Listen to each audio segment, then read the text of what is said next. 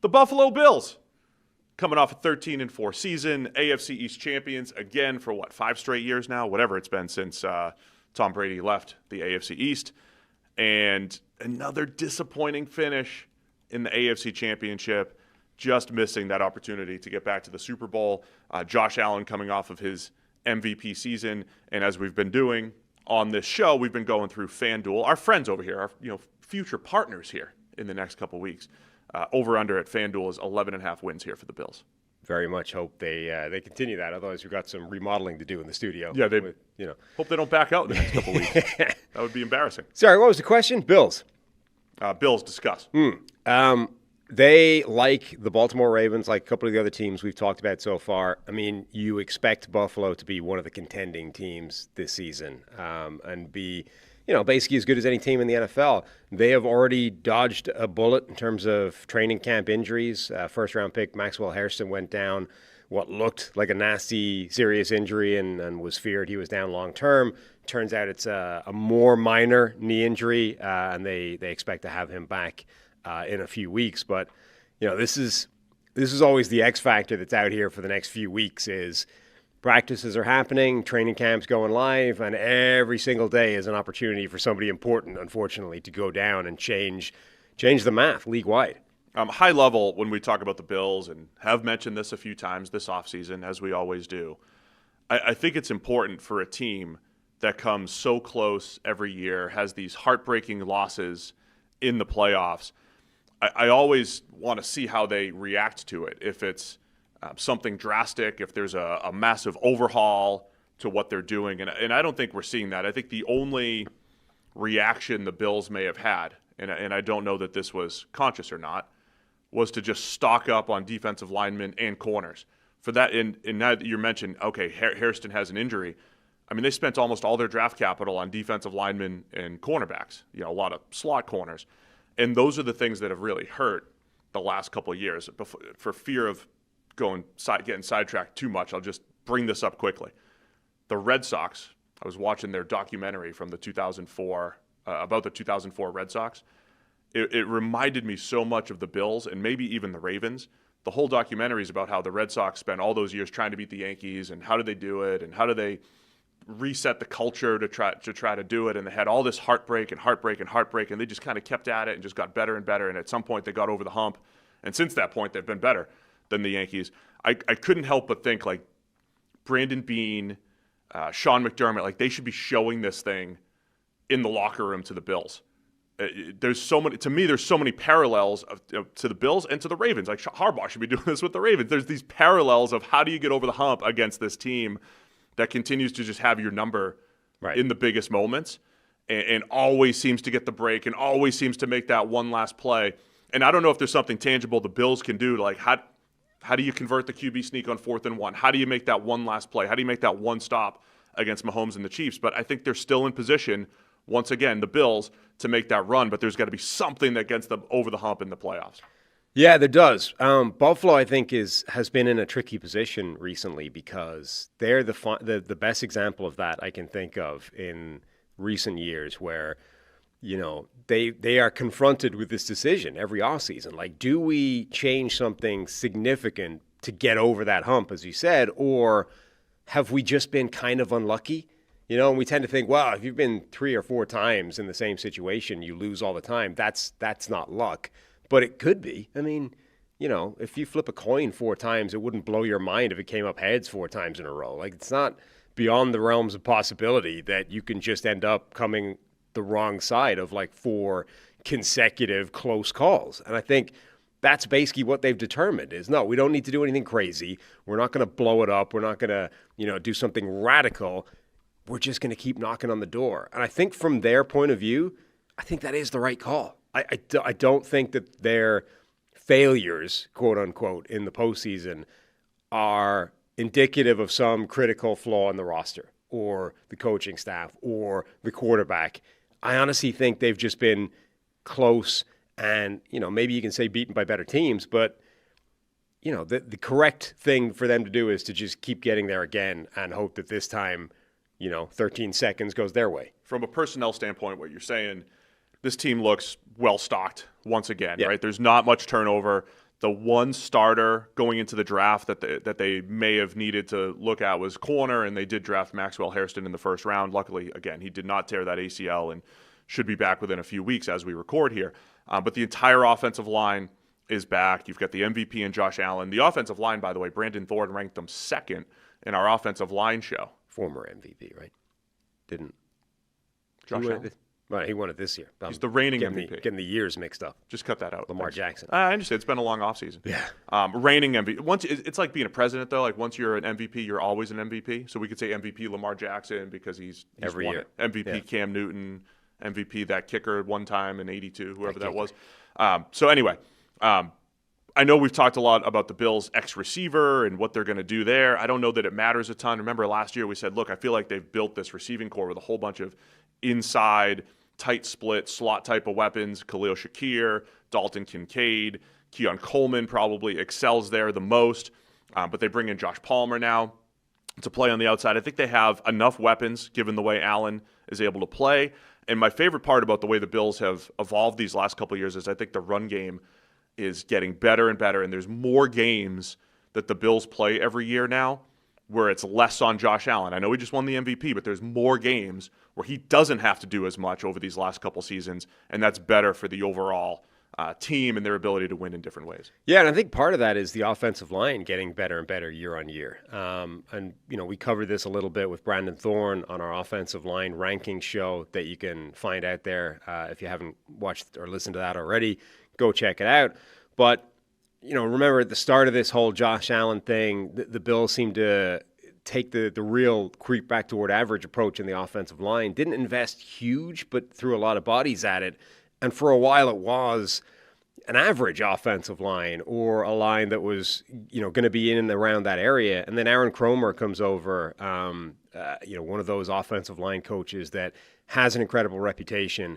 And Brandon Thorne made this point. That line has gotten better and better every year since he's been there. So I think you're seeing some of the benefits of that, the dividends that's paying. Josh Allen having his best seasons, but also that run game getting more and more potent as that line gets better. Hey guys, real quick, only 40% of our viewers are actually subscribed, so let's change that. Hit that subscribe button, and now let's get back to the action. So that's when we do our previews and reviews throughout the season. I mentioned that a lot, right? Can the Bills win without relying on Josh Allen?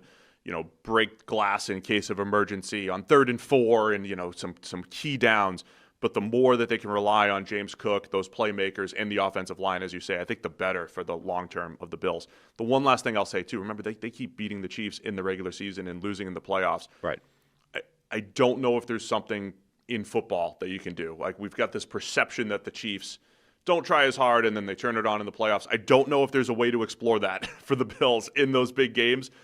If there's a way to save your best for the playoffs, I think we should consider that if you're Sean McDermott in Buffalo. It's a tricky one that they keep running up against.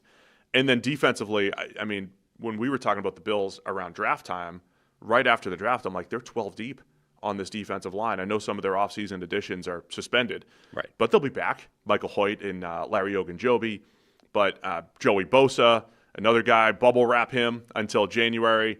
But they've loaded up on depth on that defensive line, and I would say that was the one team-building move that I think Brandon Beane did, which was say, we don't want to go with a depleted defensive line, with a depleted secondary into the playoffs like we have in past years. Yeah, and that's an area where they kind of need luck to just bounce their way a bit, right? Like they've had defensive linemen injured going into the most critical games. They also, remember last year, the effect that losing corners had on them, right? They had to change game plan because Kyer Elam has to come in, can't run the defense that they want to run. Suddenly the whole game plan goes out the window. Like things like that have, detrimentally harmed the Bills in the playoffs in the last couple of seasons. And again, look, this happens to a bunch of teams. It's all about how you overcome that kind of thing. But it also just shows how dependent sometimes you are on a little bit of luck bouncing your way. Like Buffalo, they've sort of karmically earned a season where Joey Bosa doesn't get hurt. You know what I mean? Like that's the kind of history they've got in the last couple of years that they're owed one. They're owed like Joey Bosa actually hitting his best form week 18 and rolling into the postseason looking like the old Joey Bosa. The defensive line, I have a soft spot for defensive lines that are built with depth and different body types. This might be the best out of all those. Gregory Rousseau, who's as long as, nobody wins with length in the NFL as well as Rousseau. You have the undersized pass rusher, TJ Sanders, rookie out of South Carolina. You have Deion Walker at 340, 50, 60 pounds, dancing bear type, and it is 6'6". I love the different body types that they're throwing at the offensive line. This is again, Landon Jackson and his length off the edge from Arkansas. For the people tracking Steve's ideal roster composition, your defensive line wants to look like, UFC 1, where it's like a 6'1", 210-pound kickboxer going up against a sumo wrestler. That's what I want. Yeah, that's what you want your defensive line to look like. Every single possible body type thrown in there. And that's what they have. Ed Oliver's on the undersized. They just have a whole bunch of different types. Right. AJ Epinesa. So I'm rattling off all these defensive linemen, and I do think even if some of those guys get hurt, and it's not that they're all great, it's just the depth and their ability to rotate and then hopefully stay fresh by the end of the year. I think that's a big part of their strategy this year. I mean, clearly that's their sort of plan, right? Like what do you do in the offseason to try and get over this hump? What they've tried to do is to insulate themselves from those injuries that have derailed postseason runs, like losing, a cornerback for a game in the playoffs. They loaded up on that defensive line so that theoretically no one or two injuries should derail them. They tried to do it at corner. It's a little bit tougher, but they bring in a collection of corners. Hairston, they also drafted Dorian Strong lower down in the draft as well. So they've tried to, insure themselves against that kind of, not catastrophe, but that kind of body blow late in the year. Let's wrap it up with this. The Bills had incredible turnover rate last year, and defensively they've forced a lot of turnovers the last couple of years. It's general analysis is like that's difficult to maintain, but you were sending me something this offseason. Like they've done a pretty good job, at least on the defensive side, forcing the turnovers. I think Allen in the offense, they were great at taking care of the ball last year. That is usually something that reverts back to the mean, but the Bills have been on the positive side of this the last couple of years. Yeah, and it's not to say that that's never possible. I mean, Lovie Smith had an incredible track record, particularly with Chicago, where that Bears defense always overperformed a sort of standard, can you force turnovers type of deal. Usually if you play more zone, that old school cover two type of scheme, you're going to have your eyes on the ball. You're going to be able to turn it over more. And you had a guy like Charles Tillman, who was, a guy literally a sort of specialist of forcing the ball out. So you can force turnovers at a greater rate than other people if you make it a genuine focus and you play certain types of defenses. It is generally a fairly noisy statistic, and I think it's always at least vulnerable to going back in the other direction in a way that's outside of your control. So even if you do the same thing every year, you're like, well, one year you're just not going to get those turnovers. But yeah, I think it is fair to say that this Bills defense has become extremely good at forcing turnovers. All right, man, let's wrap it up here with a pick. Over under 11.5 wins here for the Bills, and we'll have our official predictions for the season in a couple weeks. When we go to Circa, we'll do a special show kicking off our division winners and Super Bowl winners and everything. But I'll ask you here, though, is this the year that the Bills get over the hump, and do they go over under the 11.5? And this is tied for the highest mark in the league, right? Yeah, I don't think anyone's above 11.5. Bills, Ravens, I believe, are up there. And if you look at them the last few years, they've sort of bounced either side of this. They've been 11 or 13 in each of the last, 5 years straight. I will go with this being a 13-win year as opposed to an 11-win year. There you go. So that's over. I'll take the over again as well. And a big part of this depends on how strong you think the AFC East is. We'll talk about those other three teams right now. But with the Dolphins taking a step back on paper, maybe the Patriots look a little bit better. The Jets are in transition. I think, the Bills might be – remember, they locked up the division before they even played the Patriots once last year. One of my favorite stats of all time. That's how dominant they were in the way the schedule worked out. So I'm expecting them to, win it by December again, most likely, the AFC East. Thanks for watching all the way to the end of our video. Check the Mic is live every Monday, Wednesday, and Thursday, so be sure to hit this subscribe button so you don't miss a thing. The all-knowing algorithm is convinced that you'll like these videos as well, and frankly, who are we to argue?